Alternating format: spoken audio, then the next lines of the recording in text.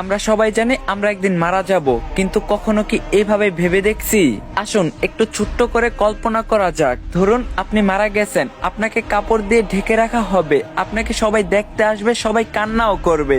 আর কয়জন মানুষ খুবই তাড়াতাড়ি করে কবর খুঁড়তে শুরু করবে আপনাকে কবরে রেখে আসার জন্য।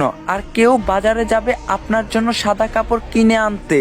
আর অন্যদিকে কেউ পানি গরম করতে ব্যস্ত আপনাকে শেষ গোসল করানোর জন্য। পানি গরম করে আপনাকে একটা খাটে শুয়ে গোসল করানো হবে। তারপর আপনাকে একটা সাদা কাপড় পরানো হবে, সাথে একটু সুগন্ধিও লাগিয়ে দিবে। আর ওইদিকে কবরও তৈরি হয়ে গেছে। এবার আপনাকে নিয়ে যাওয়া হবে জানাজার নামাজের জন্য। নামাজ শেষে এবার কয়েকজন মানুষ আপনার খাটটা কাঁধে তুলে নিয়ে যাবে আপনার আসল গন্তব্যের দিকে। কবরে নিয়ে গিয়ে দুইজন মানুষ আপনার কবরে নেমে আপনাকে খুবই আস্তে করে কবরে শুইয়ে দিবে।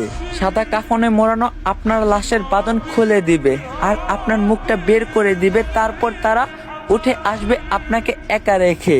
তারপর আপনার কবরের উপর বাঁশ বিছানো হবে ঢেকে দেওয়ার জন্য। এবার সবাই আপনার কবরে মাটি দিচ্ছে আর চলে যাচ্ছে। আপনার উপরে বিছানো বাঁশের ফাঁকা দিয়ে আপনার উপর কিছু মাটিও পড়ছে। এবার মাটি দেওয়ার শেষে সবাই দোয়া করে চলেও যাচ্ছে সেই 3.5 হাত অন্ধকার কবরে আপনাকে একা রেখে।